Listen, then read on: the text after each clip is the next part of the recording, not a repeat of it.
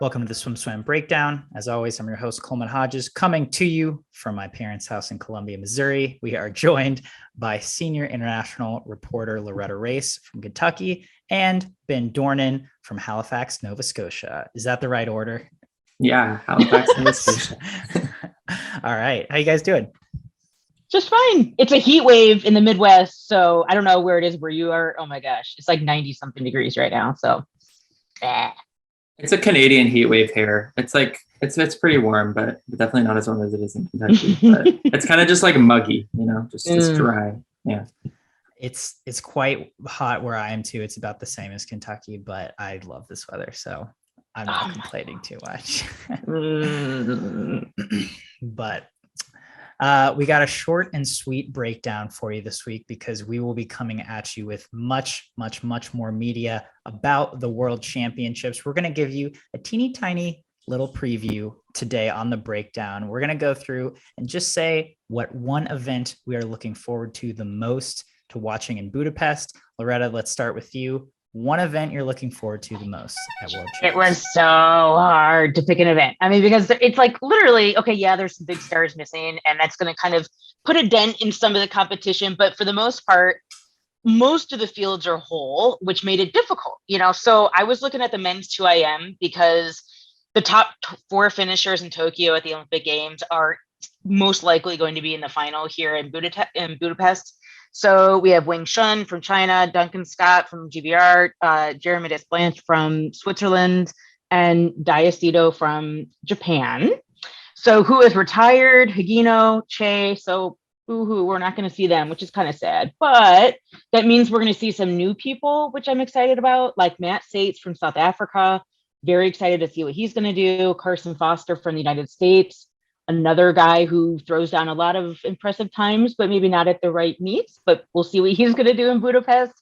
And then one that I personally feel should have been included in the top 8 is Hungary's Hubert Koss, the European junior record holder in the 2IM. I feel like his best time is, I believe, 156.99. So he is, off a 155, which is what Wing Shun did in Tokyo, but he's in the mix for at least a minor medal, let alone the top 8. So I'm kind of picking Hubert as like my sleeper pick for the 2IM.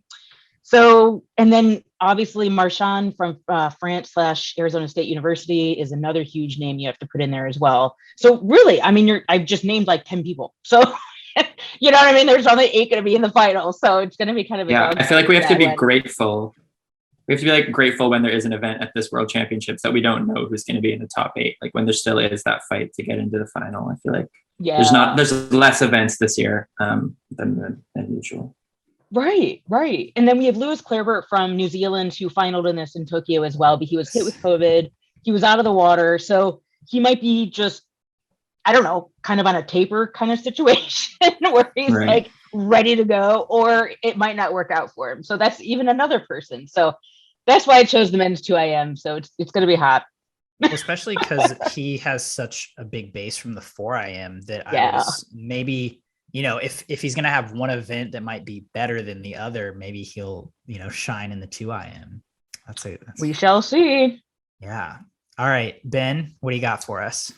My event is the 400 400 freestyle for the women. Also, it was really hard to I was almost going to go with the men's 100 breaststroke, but we'll have to save that for another day.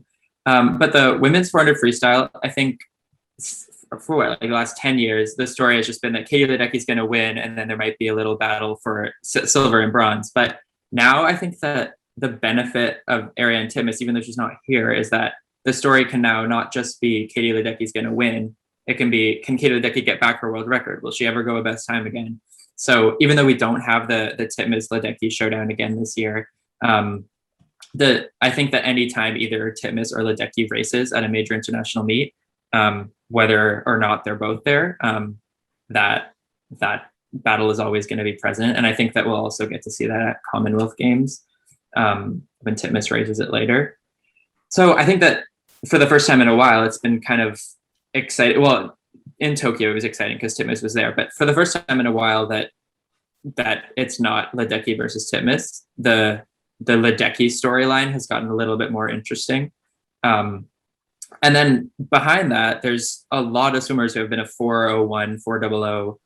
It's kind of like a return for Leah Smith, who won a bunch of medals in that like 2015, 2019 range, was an Olympic medalist in, I think, the 800. Is that right? In the 800, I think she won bronze. Okay, 400. Okay, so this event. 400. And kind of also a return for Lanny Pallister from Australia, who had struggles with an eating disorder and kind of didn't like hit her potential last year when she was trying to make the Olympics. But she did really well. She won a 4:02.21 best time at Australian trials. Yeah.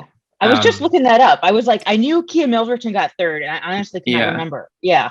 So I was just looking that up. Yeah, she did best times Lanny did like around, I think, every event. Yeah, she was 4:02.21. That's like big time. Yeah, and so, and I know we always talk about how Australia, a lot of them do better at trials, but we don't know if that's true for Lanny Pallister. We haven't seen her do that progression from trials to a major international meet since 2019, when I think she did pretty good at World Juniors. Yes. So I think, I don't know, maybe that riding that high for Marianne's 400 free world record, we could see Pallister do something. Then of course there's Summer McIntosh, who I don't want to say that I don't think that she's a lock for silver because I'm a Canadian and like go Summer McIntosh, but we haven't seen her win a medal at a major international meet yet. So, and she has a lot of events that she could swim. We're still not sure what anyone's swimming because the psych sheets aren't out. But and then Li Bingji, we always forget about a lot of Chinese swimmers because they don't race a lot publicly during the in season. She swam I think a 4:03. It was in September maybe, but she's the Olympic bronze medalist. She's the reigning Olympic bronze medalist. So, and only one person in this field beat her, Ledecky. So I don't know. I think that it's an interesting race with the different storylines of Smith and Pallister returning, Summer McIntosh coming onto the field, not knowing where Bingji will be, and Tang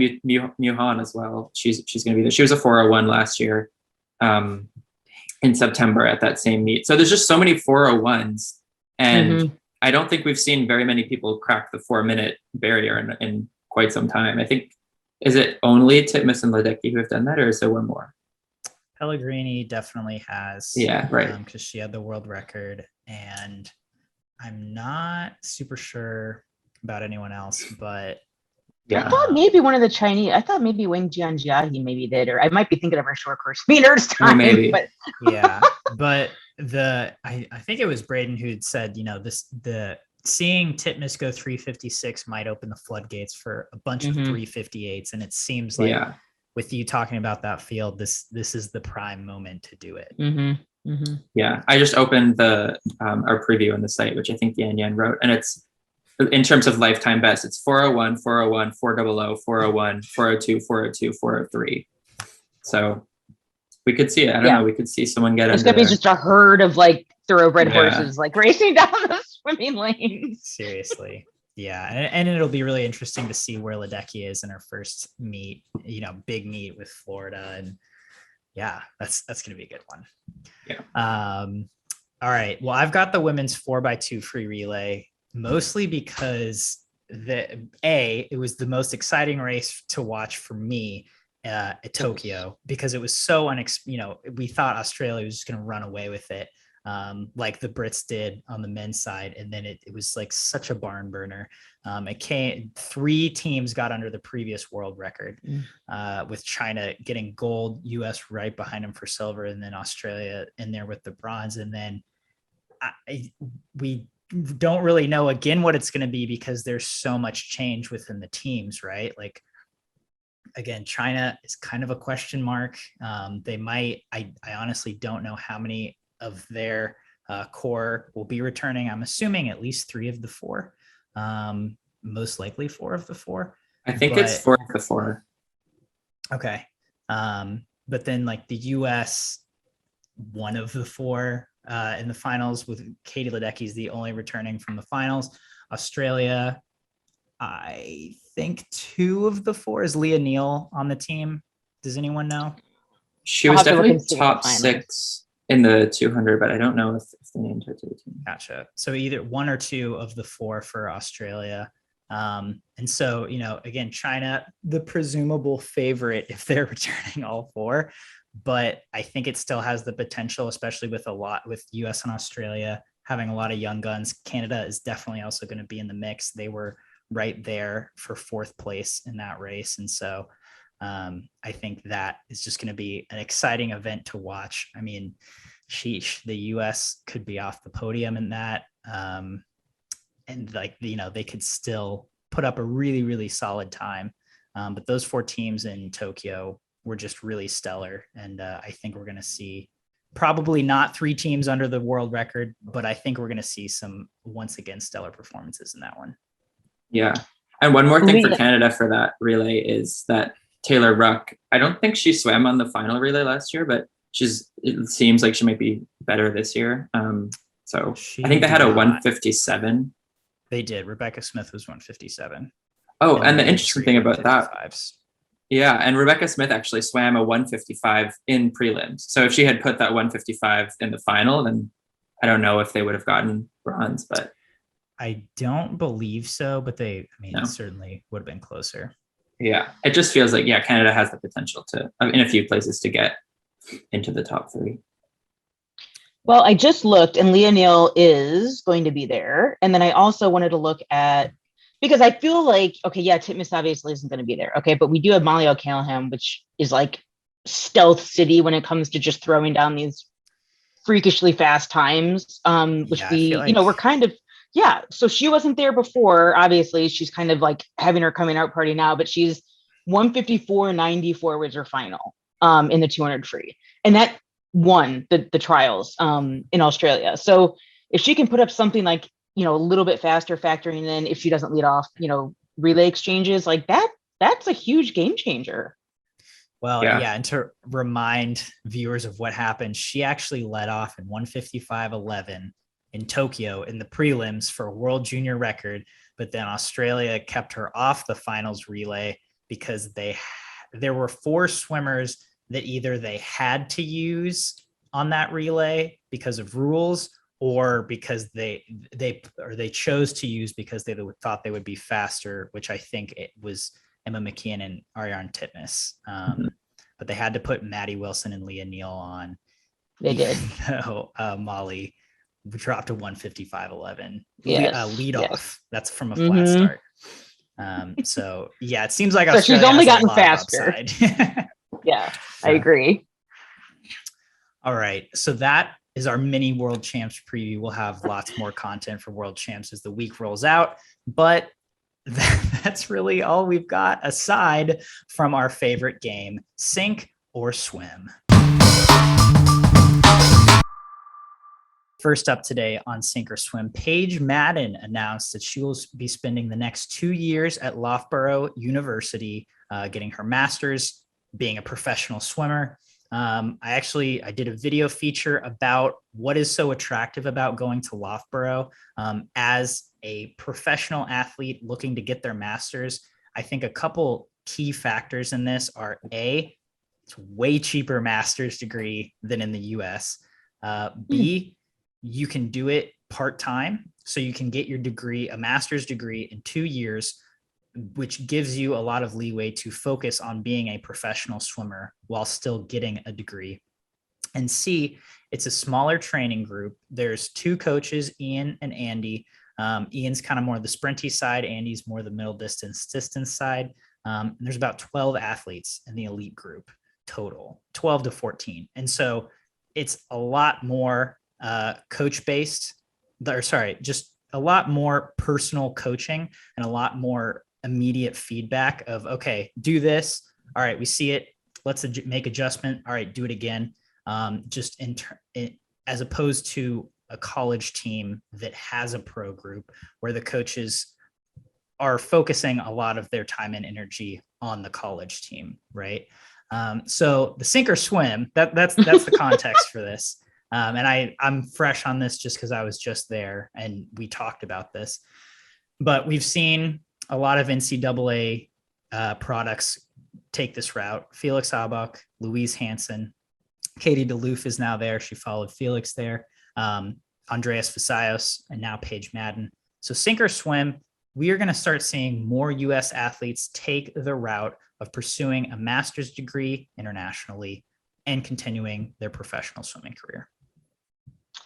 I'm actually going to sink it. I think this is just what's happening now. I don't think it's going to be like just opening the floodgates and all of a sudden there's going to be this mass exodus out of the United States. I really feel like it's kind of just personal scenarios that are making it fit for them. But if, the ISL comes back, there's still a professional career to be had in the United States, as a US swimmer, that is. So I don't know. I don't feel like it's enough evidence to say, yes, more people are going to do this. So I'm thinking it. I'm going to think it as well, because I think I agree with Rita. And I think that Katie DeLoof was less of a surprise because we know that she's dating Felix, which kind of makes sense that they want to go train together, and she was accepted in that training group. I was a bit more surprised at Paige Madden because I don't really know what that connection was, why she went there, if she had an opportunity through ISL or if she met someone through ISL or coach. But I don't know. I think that my reason for sinking it mainly is because the benefit seems like a smaller training group and more of a one-on-one or one-on-four coaching experience. And I don't see Loughborough, specifically Loughborough, letting in a bunch of new swimmers and kind of, because I'm sure they can't just like hire a bunch of new coaches and keep the same ratio. So I don't see them kind of allowing an influx of swimmers to kind of take away that distinguishing characteristic of not that many swimmers and of just a few coaches who are able to then focus on it. So aside from Paige Madden going over there, which was a bit surprising to me, I don't see a huge influx going to Loughborough. Maybe we see swimmers trying to go other places in Europe and trying to maybe we see some teams in Europe trying to build more teams out that way, but I don't see that happening yet. So I'm going to sink it for now, but maybe Paige Madden and Katie Booth started something. Well, I'm obviously swimming it. One piece of context, I know Paige Madden's mom had studied abroad. I don't remember if it was like a master's or it was just a year in her undergrad, but I know she'd had that experience and was kind of a proponent of this could be a really good option. I know Paige was, pretty academically inclined and wanted to get a master's somewhere. And again, I think, Loretta, I think you're right in terms of this is going to be kind of a particular situation where it fits for certain people.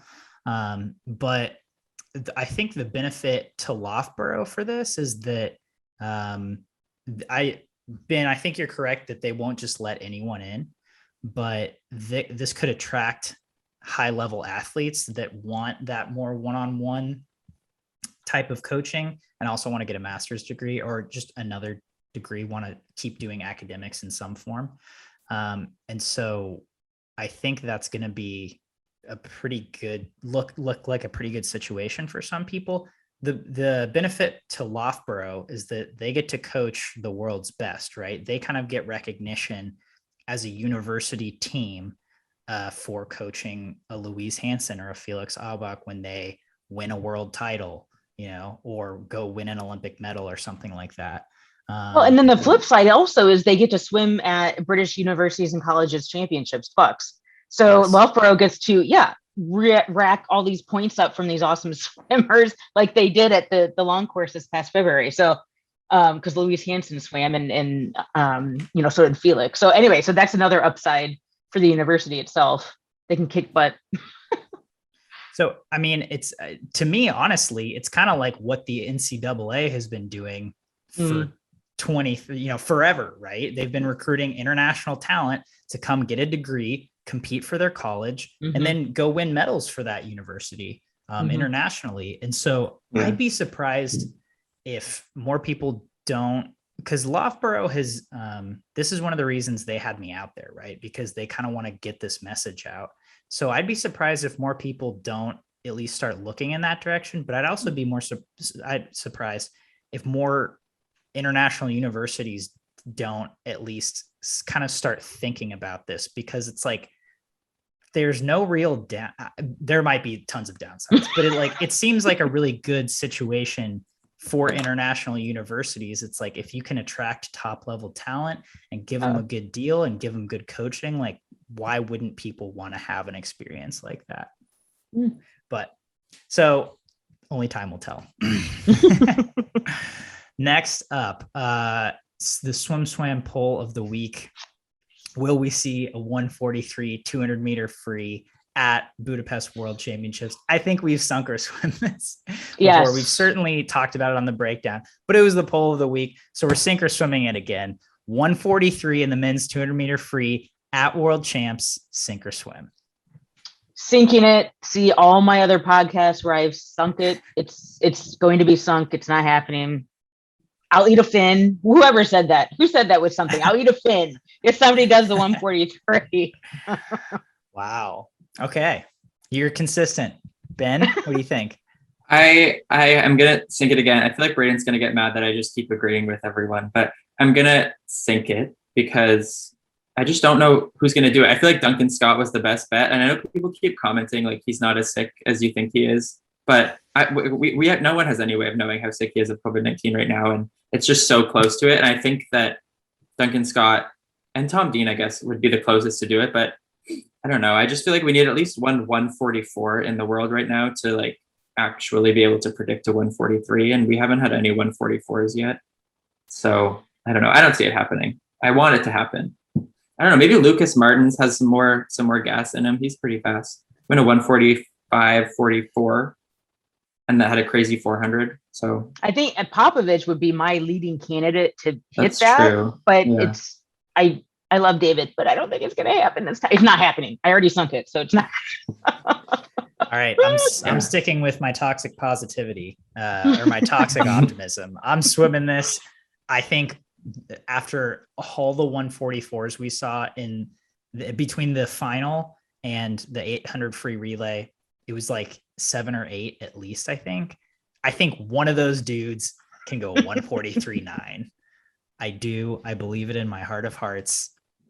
I think it can happen. Dean and Duncan were both 44.4. They were close. Yeah. So I think but not one of them can drop a couple tens. Okay, 44.2. They were both 44.2. Oh, so close. Okay. We'll see. Okay, Katinka did an interview. I honestly forget who with, but she basically said she didn't know about her swimming future. She wants to start a family. She's like, Paris isn't really in my line of vision for the next few years. So do you think that we will see the Iron Lady in Paris competing? I'm going to swim it because I think that a lot of swimmers say that they're going to finish at a certain point and then they end up not doing that. I think that a lot of the times when a swimmer says, I'm done now, then it kind of sticks. But a lot of the times when swimmers kind of look 2 years into the future, 1 year into the future and say, that's when I'm going to retire, doesn't actually end up happening. I feel like Pellegrini is someone who did that. She said that she was going to retire like 3 times. And lucky for us, she didn't. We got more years of Pellegrini, which was enjoyable. But I think that one thing in that interview that stuck out to me was that she said she wanted 100 major international medals, which is Olympics, Worlds, just Olympics and Worlds, right? It didn't include Europeans. Or no, I think it does include European championships because there's no way she has 100. She's currently at 96 Olympic Games, long course and short course Worlds, and long course and short course Europeans. Right. So it does include Europeans. And I feel like she's someone who's kind of always been focused on those numbers, like knowing that she has the most world championship title or World Cup gold medals and stuff like that. So I feel like she's going to go until she hits that 100. And I don't think she's going to medal at a major international Worlds or Olympics. I think she could potentially have a European podium in her, European Championships podium in her at some point. And I think that if that takes her until 2024 or after 2024, she will keep going.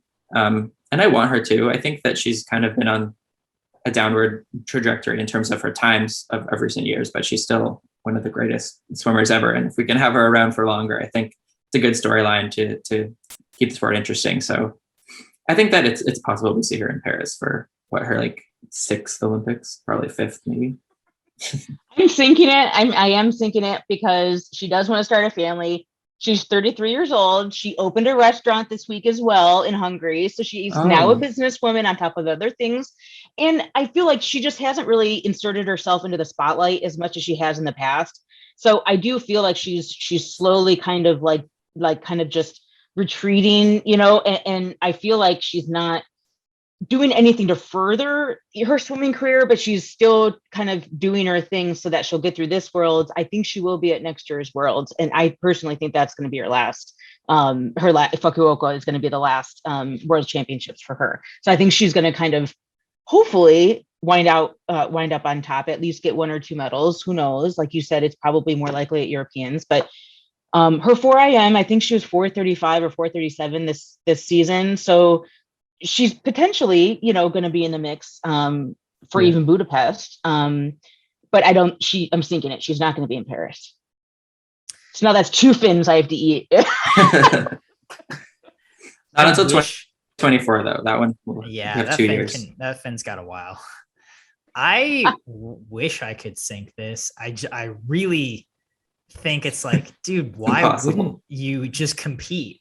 Like I think she can get 100 medals. I'm kind of in agreement with Ben. She might be able to medal in the 2 IM at this Worlds, but it's like short course Euros or even short course Worlds. It's like, I feel like Katinka can definitely reach the 100 goal, but I just don't see why, like, if it's 2 years away, she could like poop out a 200 IM with very little training and qualify for the Olympics, right? And it's in her home. It's in her home continent. Like Paris is like right there. I agree, but we've also seen so many athletes, like so many of the best swimmers, have babies and then go back and be like, I still want to swim. Yeah. You know, the restaurant information kind of swayed me a little bit. That's kind of cool though that she opened a restaurant. Yeah, it's actually called Cool. I don't know how you pronounce it in Hungarian, but it's like K, I think K and then 3 O's L, or it's something along those lines. So it is really cool. It's literally very cool. That's awesome. The Iron Lady just building her legacy, or adding to her legacy rather. Next up, we put out an article speculating that if the super suits from the 2008-2009 years were still legal, what the world records would be now. In particular, it had the Caleb Dressel holding the men's 100 free record at 46.0, and Sarah Sjostrom having the women's world record at 50.9. So my question for you, so this is a 2-part sink or swim. We'll do one at a time. First of all, if suits were still legal today, would someone have broken 46 in the men's 100 meter freestyle? I'm saying yes. Yes. I'm okay. Totally swimming it. Yeah, I'm totally swimming it. I feel like Dressel, suit up anybody, and that amount of buoyancy, the pool would go on fire. It really would. So I'm totally, swimming it. Somebody would totally break that record, the 100 free. Yes. Ben? I think I'm going to swim it too. What is it? It's a 40. I'm looking 46.91. And what has Dressel been? 46.94, I believe, or 94 or 96. He's been 46. Right around there. Yeah, I can't imagine that it hasn't. One thing that I was looking at, and this is kind of going to the women's one, but Britta Steffen, who is was the world record holder around the time that super suits were came into force. The specific ones that were kind of crazy came in around in 2008, I think. Is that correct? The crazy ones were 2009. 2009. The first super suits were introduced in 2008, but then the really nutso ones were in 2009. Okay, so Britta Steffen in European Championships 2006, she set the world record at a 53.30, and then 2 years later, Libby Trickett broke it with a 52.88. And then Britta Steffen broke it 4 times. And by the end of her world record setting, which happened at German Championships twice, World Championships twice, 2009, she was a 52.07. So that's 3 years later, she goes from a 53.3 to a 52.07. And I don't know how much of that, it's impossible to tell how much of that comes from her just getting better at swimming in 3 years and from the suits, which were introduced in that time. But I think going from a 53.30 to a 52.07, and then you look at Sjöström, who has a 51.71, you wouldn't even need to take off that much time that Stefan did in order for her to get under 51 seconds. So I would swim both of them for that reason, that I think that, I don't know, it seems like I didn't even realize how much the world records improved, not just how many world records, but how much they improved by percentage-wise. So I'm going to swim that both of those barriers would have been broken by now. And you really jumped the gun. We were going one at a time. Oh, sorry. It's just because I was more looking at Britta Stefan's record. I don't know why. Sorry about that. So you're swimming both of them. Loretta, Yes. So Ben already went. What do you think that a woman would have broken 51 seconds at this point in the 100 meter free? Yes, I definitely do. I mean, Kate Campbell, Sarah Sjöström. I mean, there's a number. Anyone on the Australian team that's in the upper echelons right now, again, you put like a rubber suit on them and it would have been broken. Absolutely. Yeah, I do have to swim it on the women's side. I think someone would have gone under 51 seconds in the long course 100 meter freestyle by now between Sjöström, Kate Campbell. Her in-season swims are always crazy. She has some good taper swims too, but McKeon. Yeah, I think someone would have. On the men's side, I think I'm going to sink it. I think 46.0, 46.1 is like a good assessment, but for that to drop another full second, I just don't see it. I mean, you'd have to be out in like 21 low or 20 point high. You're like a seal, like underwater. You're like, you know what I mean? You're like skimming under those, and like totally streamlined and just really smooth. Everything's beating off you, off the turns. Well, and it's like, it's hard too, because in 2008 and 2009, everyone was like super bulky, right? Because you put on the suit and then, especially on the men's side, you'd like put on the suit and kind of like shove everything in and then go. And the dudes were just huge, like Elaine Bernard is example. But now it's like, Caleb is not that big of a dude comparatively to Elaine Bernard, right? Like Kyle, not that big. Like they're lean and athletic and really powerful for their size. And so it's hard to kind of predict, because I think athletes would look completely different if we had had a whole decade of suits. But I just don't see it falling that far on the men's side. But that's pure speculation. We'll never know. So who cares? We will never know. All right. Well, this has been the SwimSwam Breakdown, your week's news in swimming. Stay tuned every single day this week and next week for full World Championship coverage on SwimSwam.